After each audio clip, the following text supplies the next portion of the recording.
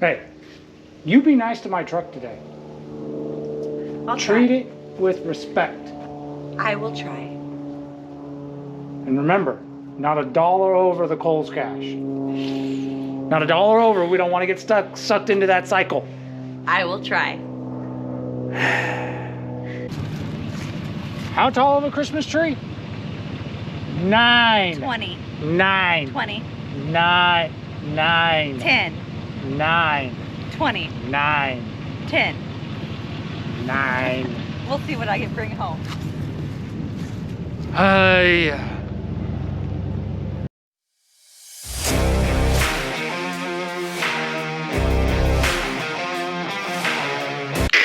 No, just kidding. No fun intro today because we are not working on any of those projects. Yeah, I know. That's what I want to work on, or that's what I want to work on. Nope, we get to work on the Cadillac. I did a lot of homework this week, and if you watched the really short video last week, which probably most of you haven't, especially if you actually looked up this video for the reason we're working on this car, I didn't know what or how big of an issue or a project it was going to be, and I think I have a better idea now. Long story short, we'll cut to the chase. This car has developed a coolant leak behind the engine, between the engine and the firewall, right back in here where you can't get to, right? It's awful. It's flat out awful. Terrible location. And after doing a bunch of homework, what I discovered is that back there, behind the head, there's a water outlet. This guy. This is plastic. It is another plastic component, terribly located on this car. This is the motor. We'll back up a little bit. This is a 2013 Cadillac ATS. This is the 2-liter turbo motor, which GM used in a whole lot of vehicles, many of which are in this configuration where the motor is in line with the car, which means this awful piece of plastic that fails, and apparently is a common problem on these, is back there by the firewall where you can't really get to it. Some of the applications that have this LTG 2-liter turbo motor, it's in a transverse condition where the motor is going crossways in the engine bay. You could get to this all day long, no big deal. But in this particular configuration, you can't get to it. Not without a whole lot of work. So what does that mean? It means that the windshield wipers got to come off. Yep, we're starting all the way up at the windshield wipers. The windshield wipers got to come off. This plastic piece has to come off. Underneath that plastic piece, you have to remove the windshield wiper arm and motor assembly underneath that. Once that's out of the way, the entire cowl section that's supported by these braces right here and a bunch of bolts up to the firewall and to the fenders, that whole piece has to come out. Once you get all of that out, well, I'll show you shortly, hopefully. Once you get all that out, you have about this much room to work behind the motor to get that piece out. It is doable. I have seen video of it being done in that space. So we're going to see if we can get it done. My research has revealed that this piece, which is $30, if that's what you have to replace, to have this done at a shop or a dealership, even worse at a dealership, probably, maybe, if they'll even touch it. But to have this job done, you're probably paying at least $1,000, probably in labor, for this job for a $30 piece of plastic. And now I want to blame GM for this. I really want to blame the GM engineers that designed this and decided that that was a good place for a plastic housing to be.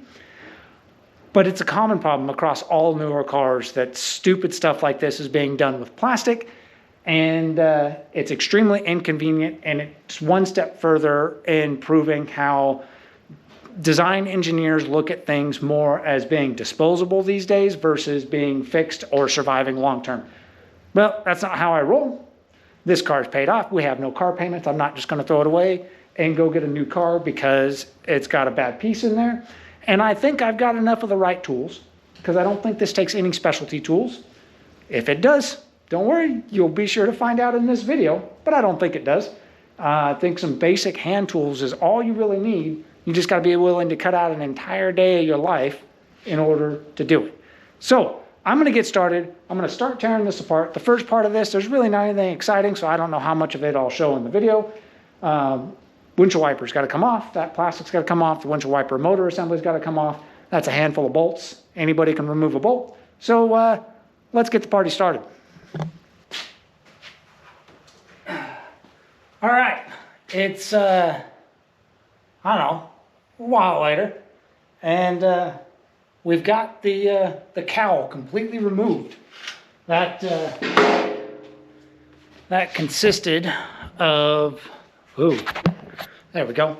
That consisted of windshield wipers, windshield wiper motor, these side vents, a mess of plastic clips, the plastic cover over the cowl and windshield wipers, and the main cowl. So far, tools used are a combination of prying implements, side cutters to clip a couple of zip ties, and a 15 mil socket, a 13 mil socket, and a 10 mil socket. And here's where we're at. So now with that out of the way, I don't know how well we'll be able to see in here. With that out of the way, it's still horribly uncomfortable, but we can actually get back here to where stuff's at. So next up, this little insulated piece has to come off of here, and it'll be out of the way, and we'll be able to hopefully see, at least visually see, that that plastic housing that is right there. Right there. It wasn't terrible, actually. It wasn't as bad to get all that off there as I thought it would be. The plastic clips, they're plastic clips like new cars. You just got to be patient, work with them, use your prying implements. These little plastic pry bars, golden. Sorry, I kind of burped a little bit. I think that was a little bit of breakfast. Golden. Oh, there's another one. Anyway, they can get in there and you can pry against stuff and they don't tear stuff up.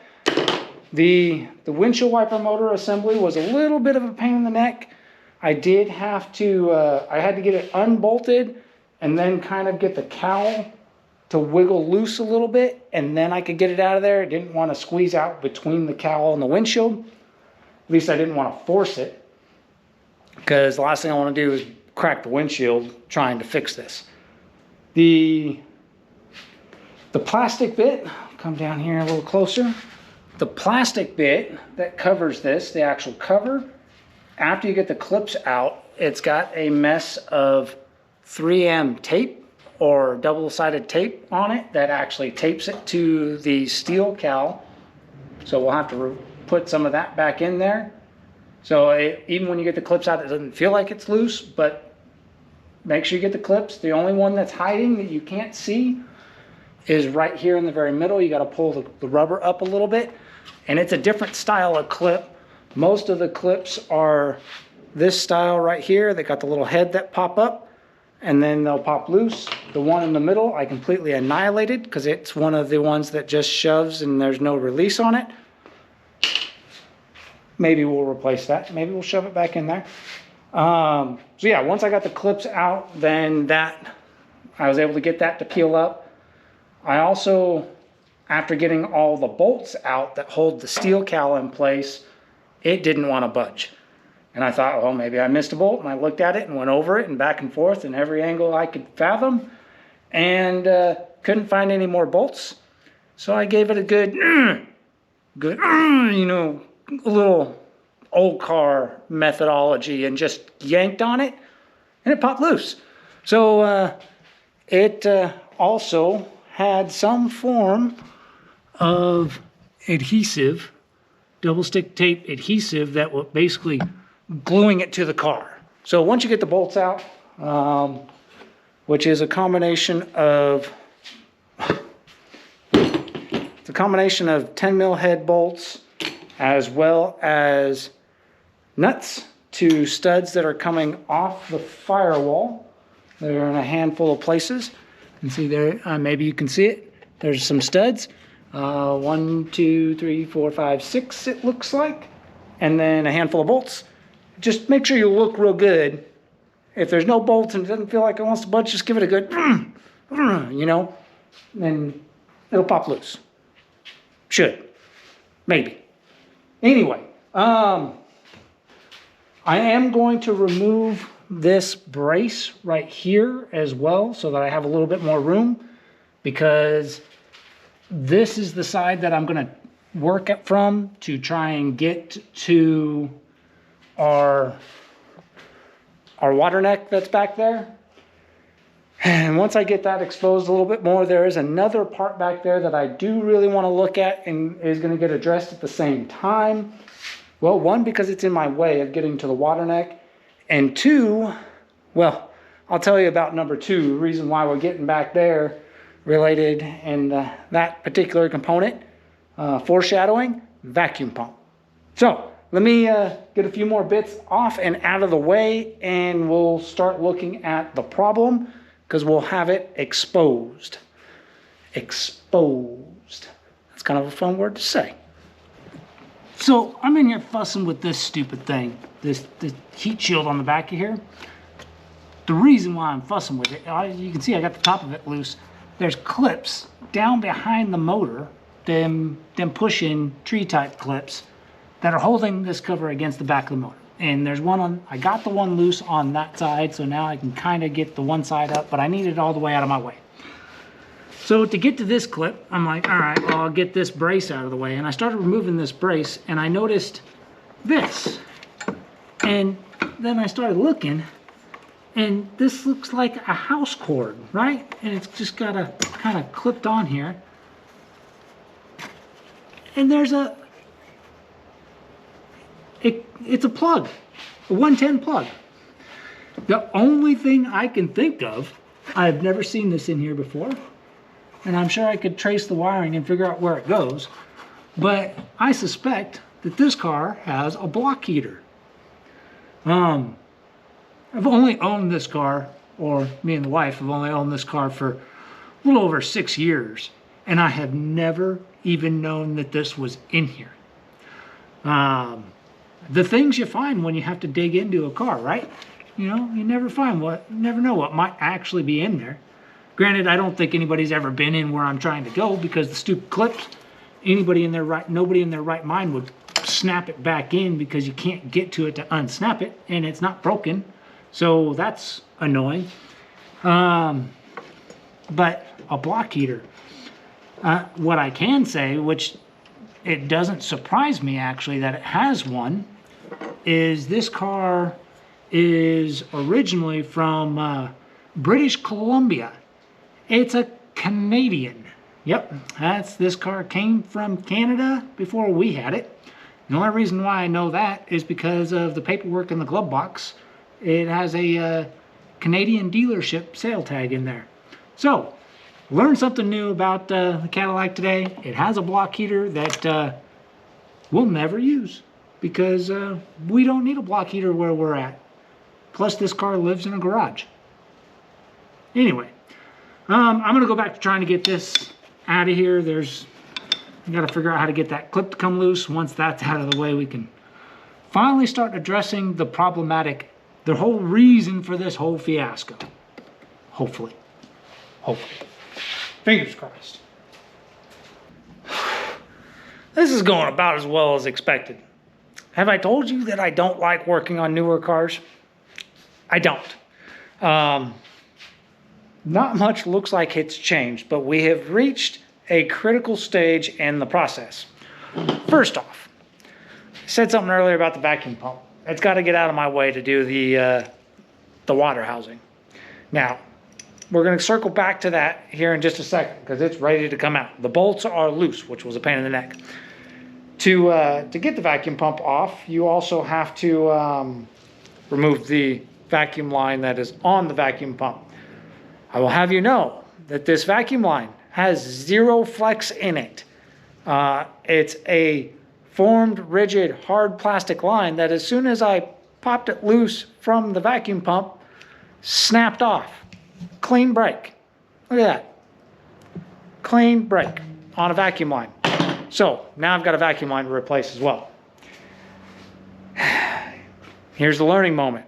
If you've got one of these engines, these LTGs, which were used in a whole lot of cars. Hold on, I'm trying to set the camera up at the same time. Don't fall. It's trying to fall.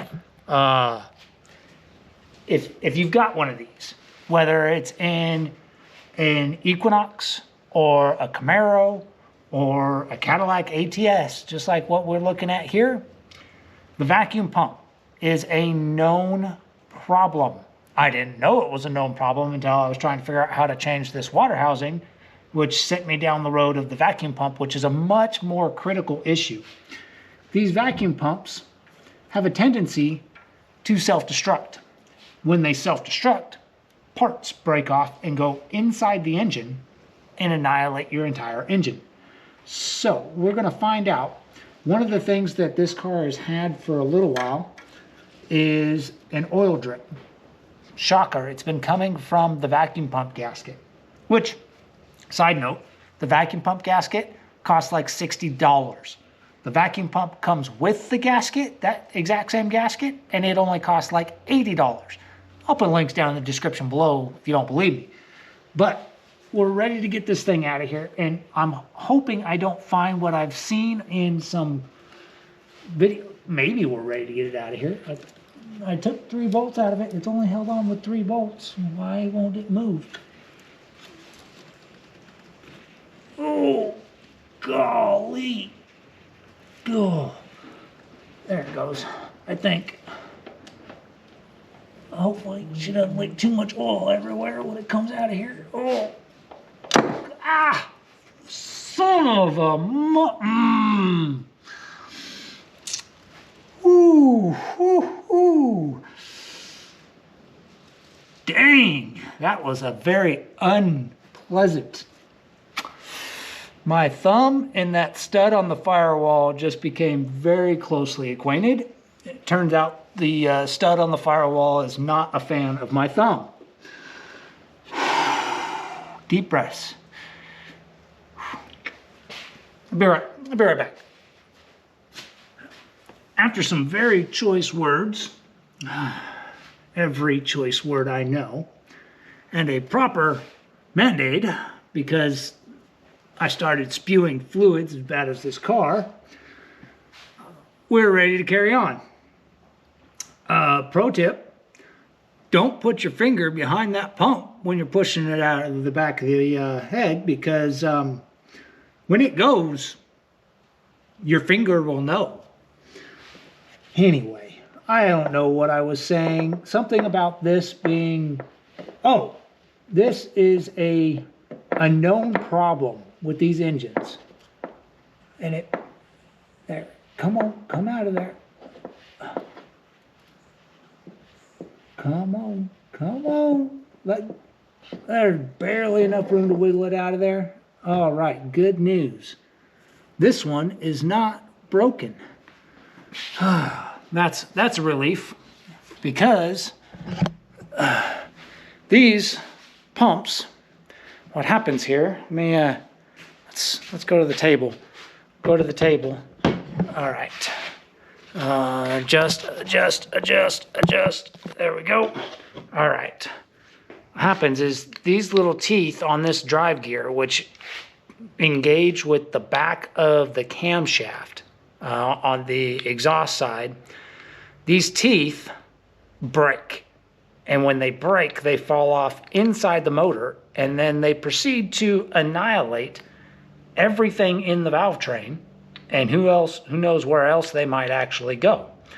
So that is a very good sign that this one is not broken, meaning I don't have to try and fish parts out of this motor, because it was running fine. I drove it down to the shop without issue, and it did have vacuum.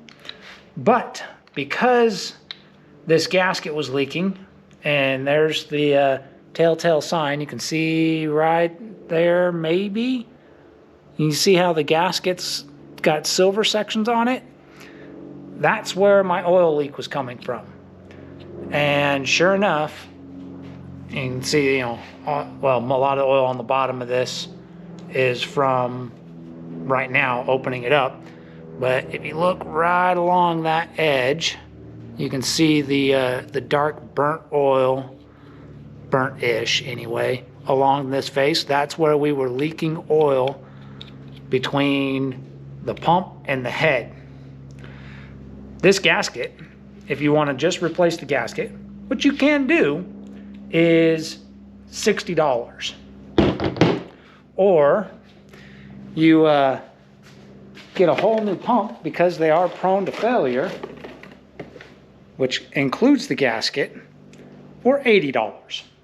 So we're going to install a brand new pump because we're in there, and that's how it goes. And I'm now mad at this pump because this pump just annihilated my thumb. Well, it looks like it may have been leaking out of that little screw right there as well, which is probably like a casting plug or something. I don't know. Whatever the case, we're addressing an oil leak that the car has at the same time as chasing our coolant leak, which, yeah, sure enough, appears to be that housing that I got. Let's see if I can get the camera in there. Let's see. Hold on, I gotta adjust. All right, so here we go. Under the strut, work our way in.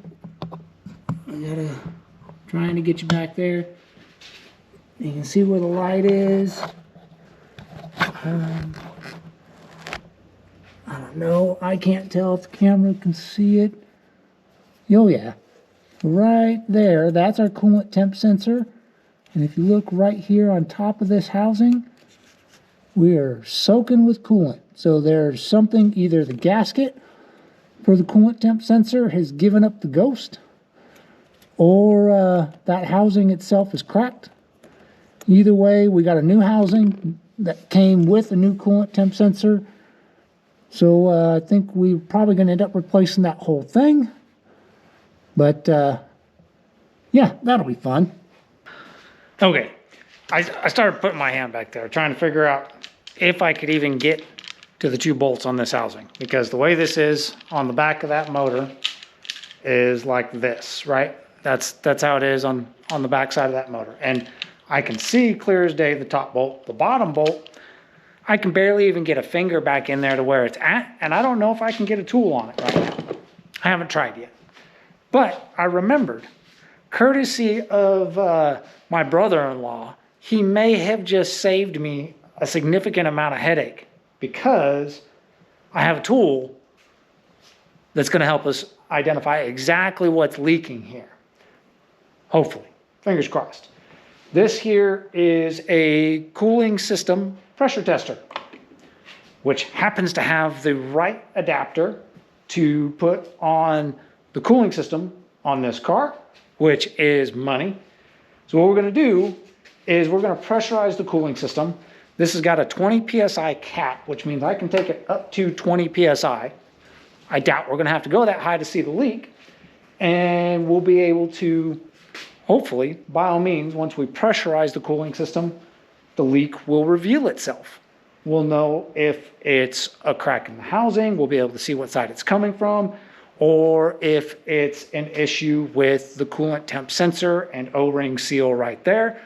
If we're lucky, it's the coolant temp sensor and the O-ring for the coolant temp sensor, and we'll be able to pop that guy out of there. Maybe just need to replace an O-ring.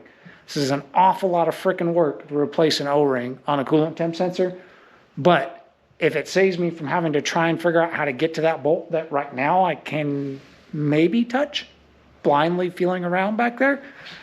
Anyway, I'm gonna set the camera up right here, and you're gonna look at that, and you're gonna let me know what you see, because I'm gonna be over there and I have to pressurize this, and I can't look at both at the same time. It just doesn't work, and I'm out here by myself today. So that's how it's gonna go. You ready? You're paying attention, right? Yeah, all right. All right, you're propped up over there, you're paying attention, right? We're gonna start putting pressure to it. All right, moving, there's 4 PSI. All right, 7 PSI. Crossing 10 PSI. Keep pumping, pumping, pumping. 13 PSI. 15 PSI. All right, we're almost up there. 17, 18, and 20 PSI. The system is under operating pressure based on what the cap says. And are we leaking? I can't tell. Can't tell, you're in the way. Is that leaking?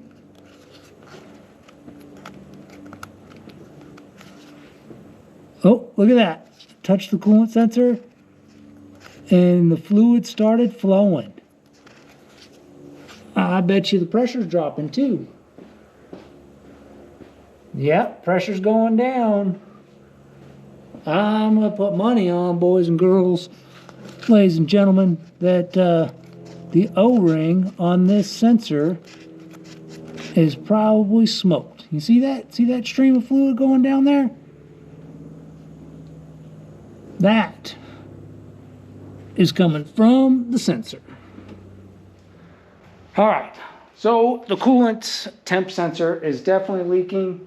We're down to like 16 PSI, and that was all of like 3 seconds from grabbing the camera over there and moving over here and looking at that again. It's definitely looks to be coming out of the coolant sensor. So when we pull the coolant sensor, we'll look at the O-ring there.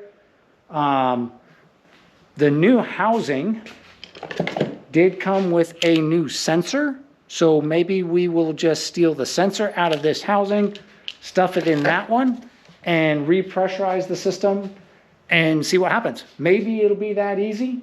Hopefully it'll be that easy, because I already annihilated my thumb on the vacuum pump.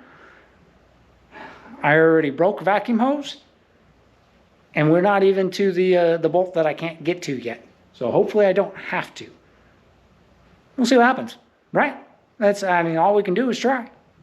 Well, just try. Just try.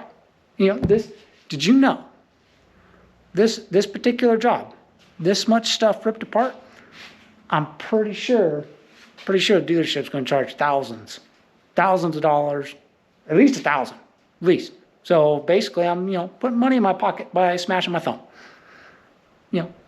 so we can pay for that one. That's what it's all about. That one and that one, eventually. Anyway, let me get this sensor swapped out, and we'll do the good old pressure test again and see what happens. If I was a throwing wrench kind of guy, right about now, wrenches would be flying. I was so close to having that sensor swapped. Got the old clip out. Of course, I knew it was going to happen. As soon as I got the clip out and relieved the sensor that's in there, coolant wants to get out, because that's below the coolant level of the car. So had the other one ready to go. Right there, went to stick it down in there, and sure enough, whoop, out of my hand it went. Gone. Vanished. Found it with the bore scope. Take a look. There's the good old bore scope. Yeah, there's the sensor. And let's look down the line here.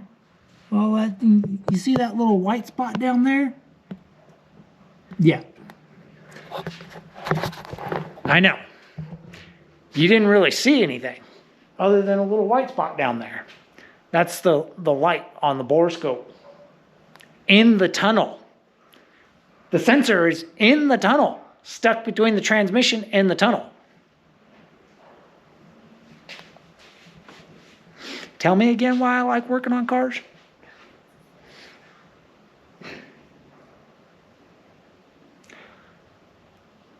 We'll be back after I figure out how to recover the sensor. I don't know. Maybe I got to pull the transmission out. I don't know. We'll just keep tearing it apart. I mean, we're this far in, right? Why not? Why frickin' not? Look who's back. I got a tree. It's in the back of the truck if you can see it. I haven't inspected the truck yet to make sure she took care of it. I did. I hope so. It does great off-road. Anyway, as you can see, your car's still in pieces. But I can tell that you have fixed at least one problem. Oh no, I don't know that anything's fixed yet. Well, what have you been doing? Just taking stuff apart. Just taking stuff apart. I'm supposed to break things. You're supposed to fix things. I'm trying.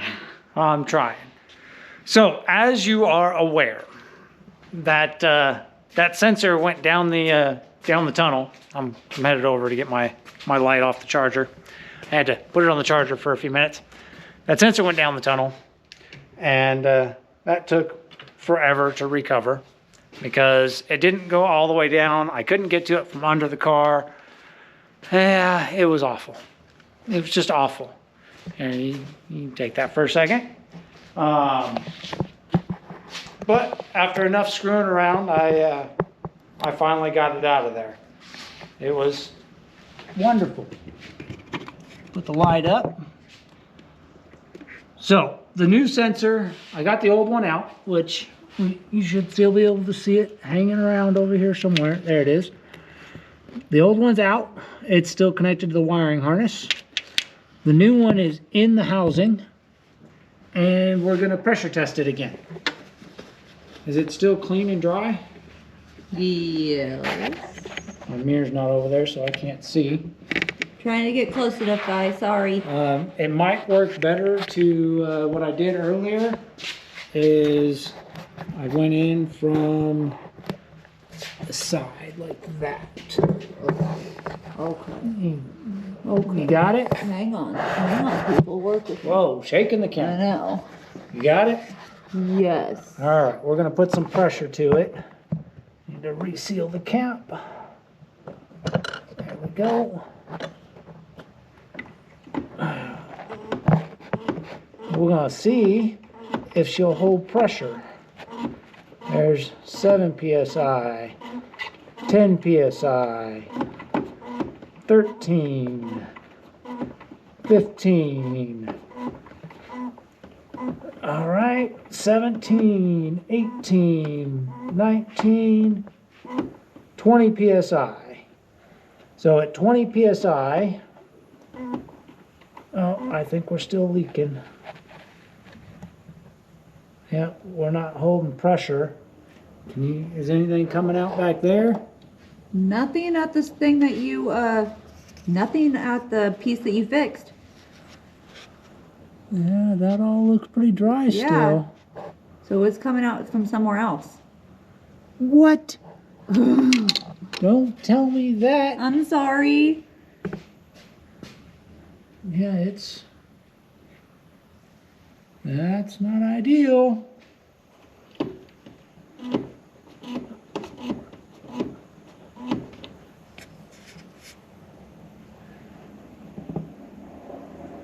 Yeah, this is still dry. Sorry guys if there's a lot of shaking. Ooh. Oh, I think it's my cap. I think it's your cap. Did you lower the hood or did I? I did. Sorry. Yeah, it sounds like the cap is. Okay, so it's Not not, sealing. it's not.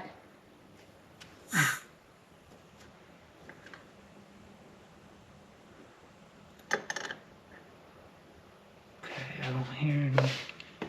All right, pump it back up.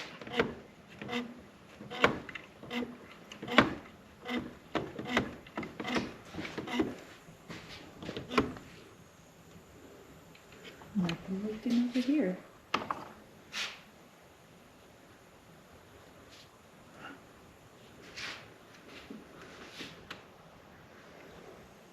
Yeah, I think it's the cap leaking now, which that doesn't bother me.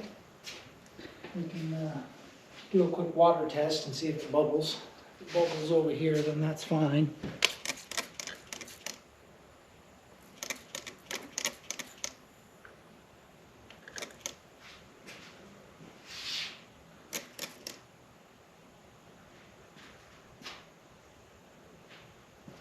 I don't know where that leak's coming from.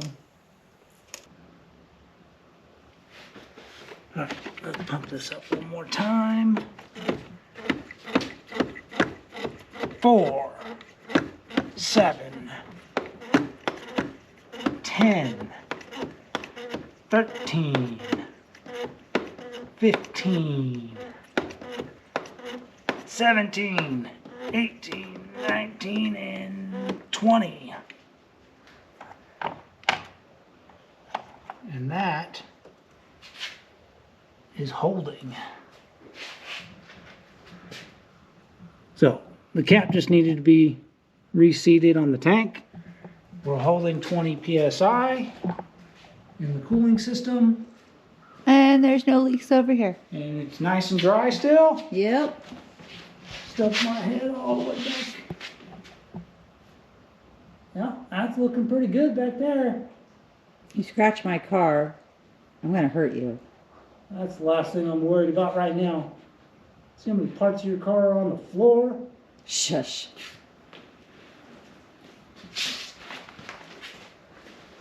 Yeah, that's still in the 20 psi cap range. So I'm gonna let this sit for a little bit with 20 psi on it, see what it does. As long as it doesn't drop and it holds and we don't develop a new leak, then we're gonna call it coolant leak fixed. Then we get to start putting it all back together. Now fix the oil leak too. Well, the oil leak will get fixed when we put the new vacuum pump on. So, although I did break another piece.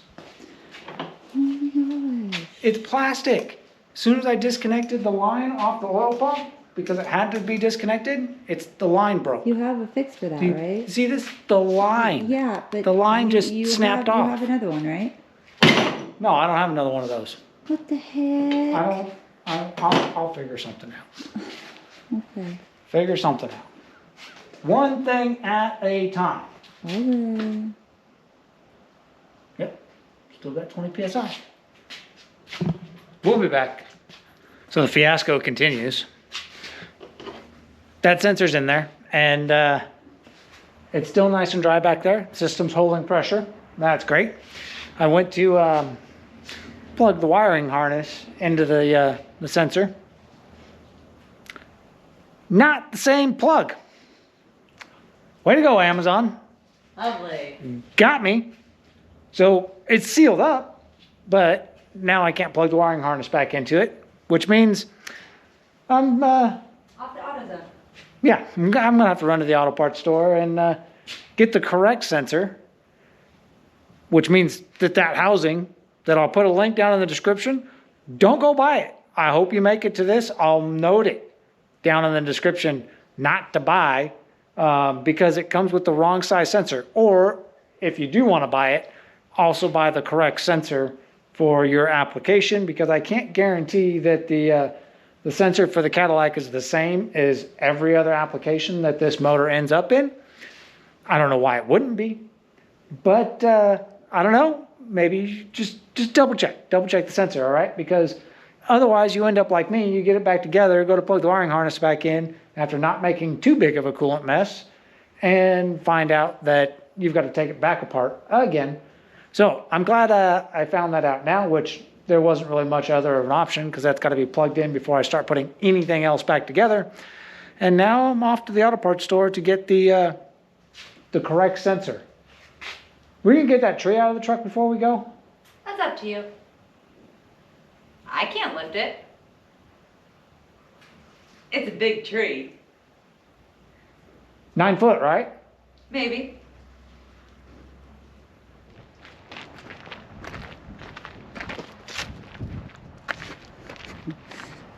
Well, it can't be that big. The bed's only 6.5 foot long.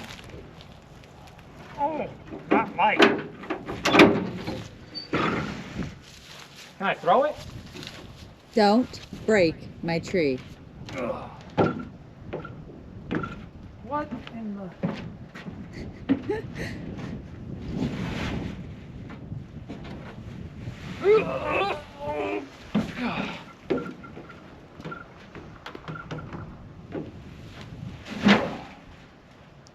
Let go of me.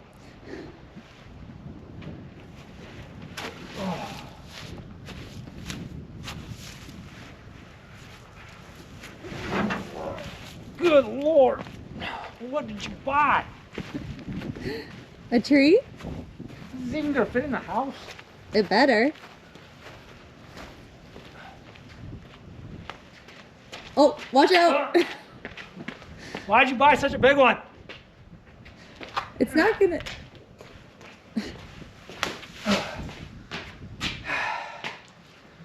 All right, well, I guess we'll deal with that later.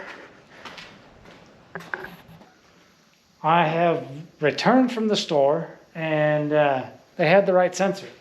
Now, I've already made a little bit of progress on putting things back together, but I'll... doing that. Oh, no, don't worry about it. Okay. Camera did weird GoPro things. This is the sensor that came out of the car. This is the sensor that came with the thermostat housing that I got off of Amazon, which didn't end up needing it all. All I needed was a sensor with a good gasket, because as you can see, that one's, oh, she's a little flattened out, and it was just blown by the seal. The new correct sensor is in, and it's been in there for a while now, 30, 40 minutes, and it's holding pressure without any issues, not leaking, so I think we're fixed. But what I wanted to point out is the difference in these sensors. If you look at the top, you can see that they're a little bit different, and then if you put them side by side, you can see that the housing for the plug is not the same. This one is smaller. So that's why that wouldn't work for this car. I don't know, maybe it works on one of the cars that they list it for, but it doesn't work for a Cadillac, 2013 Cadillac ATS. The broken vacuum line, which is just crappy plastic stuff. I mean, it's like a hard plastic, and as soon as I disconnected it from the vacuum pump earlier, which I showed you, it snapped. I have removed the broken bits of hard plastic line back to where there was barbs and replaced that with a rubber line that's now got some flexibility to it and will hold up much better. And while I was at it, since I was under these covers, I noticed that I believe this is part of the one of the PCV valves right here, that this line connects here and connects to there. Notice that this is another beautiful hard plastic line that, as you can see, is failing miserably. Oh no, what are you talking about? That looks beautiful. So we're going to be doing the same. Yeah, beautiful. We'll be doing the same thing using a piece of rubber hose in place of the hard plastic bit, and that will fix that problem and hopefully mitigate a little bit of an oil leak that is coming out of the PCV system, because there's like at least 3 PCV valves on this thing. So that'll clean that up. After I get that done, swap the pressure tester out for radiator cap, and we should be able to fire this thing up. Yay. Now, granted, there's still a lot of pieces we got to put back on, but I want to make sure that our leaks are taken care of before I spend a couple hours putting All that back together. all the other BS back on the car. So let me get this put together, which is as simple as shoving this on there and then shoving it on there carefully to not break the plastic bits. And we'll see if we successfully fixed our leaks on the Cadillac, which boiled down to a $10 temperature sensor. Yeah. All right. Moment of truth. Let's find out if I got it.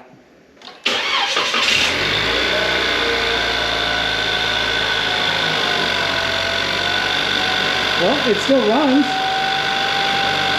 No check engine light. No check engine light.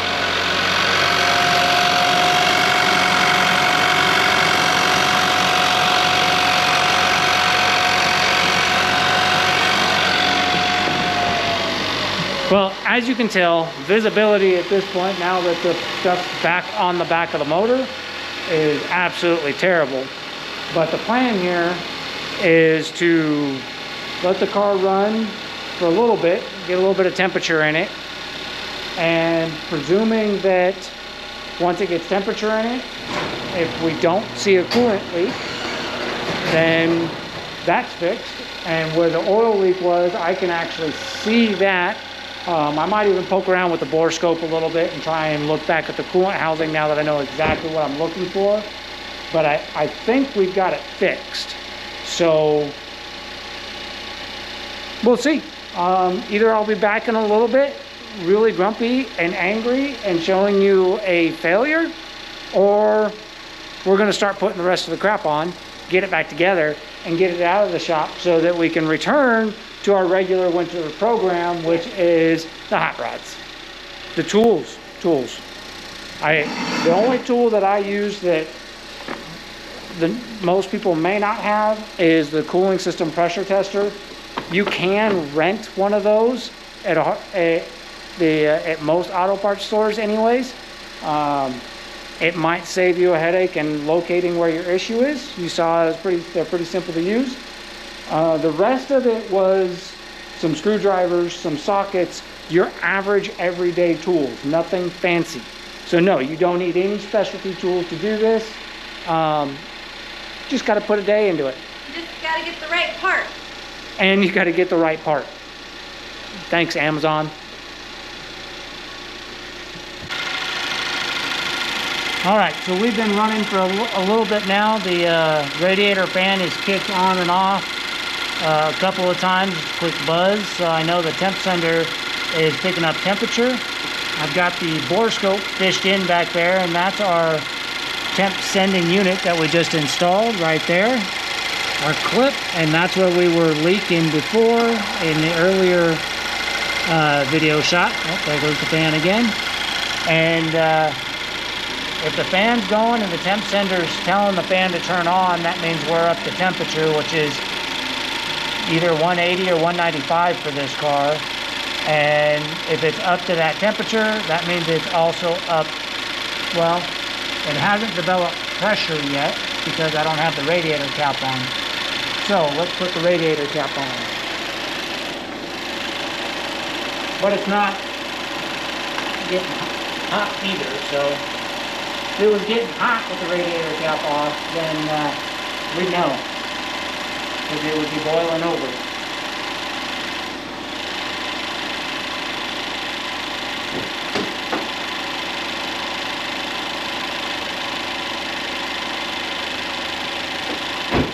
Of course, the temperature on the dash of this car doesn't actually tell you what the temperature is. It's just got a good and then a red. That's useful. But radiator cap's on, the fan is cycling, we've got temperature in the motor,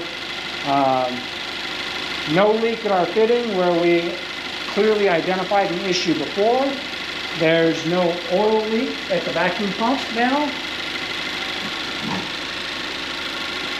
As long as the brake pedal still works and the new vacuum pump is putting out vacuum, I think we got her fixed. Yay!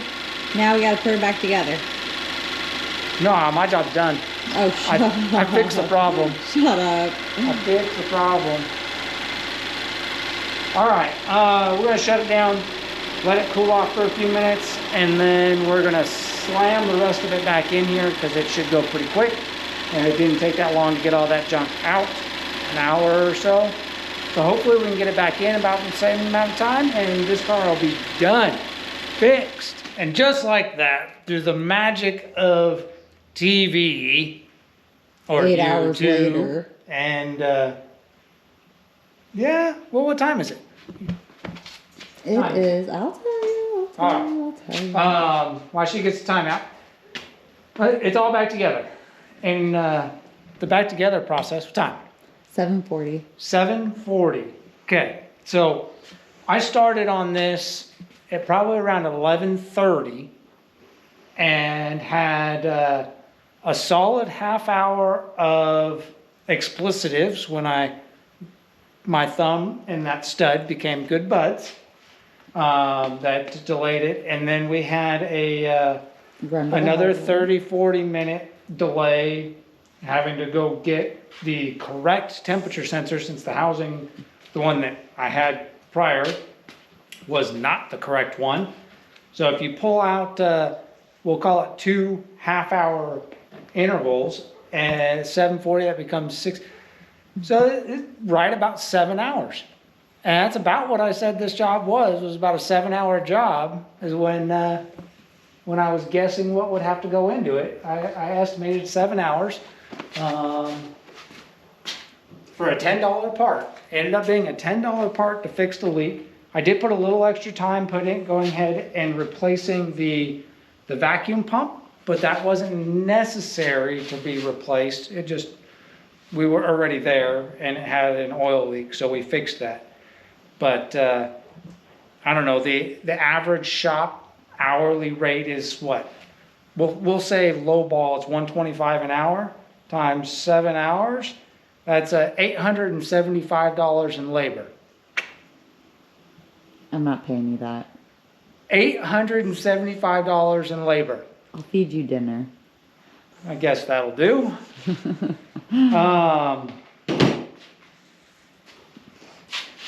Like I said, it's really not a bad job. You just can't be afraid to get in there. You really don't need that many tools. One thing to remember, it's not that hard to get back to. If you forget to hook it up, just remember to hook it up.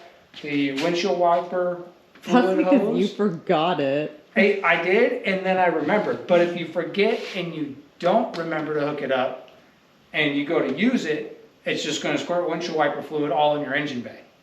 So that engine wiper fluid hose is right here under this, right next to the tank. It connects to the bottom of the plastic piece.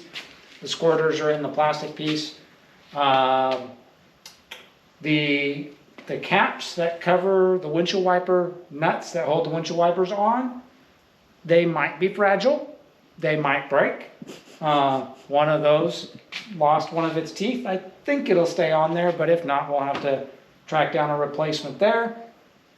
If you're in there, I do recommend the plastic Y that is from the factory right here. I recommend replacing that with rubber hose. Before it cracks. And I just used some brass fittings that I picked up at the hardware store to create the same configuration, because that is a super common failure for that plastic hose to crack. While we were at the parts store and I was getting that coolant sensor, talking to the parts counter guy, he said that he sells those all the time, most commonly for Chevy Cruze, which is this same motor. It's not the hopped up turbo version that's in the ATS, but it's the same motor, uses the same sensor, same setup, and they constantly have a problem. The O-ring, the seal that's on these, just gives up. And it's just a little rubber seal, but it eventually gets soft from heat cycling and doesn't seal no more. So, We know that this is not your regular show, guys, but you know, life is life. So we decided to take you on the journey with us. you mean with me, because Yeah. you went and did happy holiday stuff. And all you're day. happy you didn't go. That's not the point. I should have been working on a hot rod. You should have not been with me to this. get the tree. Ugh. Ugh. Anyway, I think that's going to do it. I think we're done. The only thing I got left to do is there's a little bit of a puddle under the car from the fluids that were spilt in the process of doing this repair. Otherwise, this one's leaving the shop to hopefully stay out of the shop for as long as possible, or at least until the next oil change. And we'll be able to get back to working on the hot rods. Yay! We did get a bunch of parts in, courtesy of Black Friday, and my Visa hates me for it, but that's okay. It was worth it. And your man cave / office is pretty much filled It's a to- storage locker. Yeah. It's a storage locker for parts right now. Because we didn't want to. You can put the little picture we have if you No, want. no. We're not going to spoil anything It doesn't about. spoil anything. Yeah, some people might recognize those boxes. But it's a cute picture. Yeah, maybe sometime after they all leave that room Okay. and we've done the work. Okay. Anyway, Whoa. that's it. We're out of here. We'll see you guys on the next one.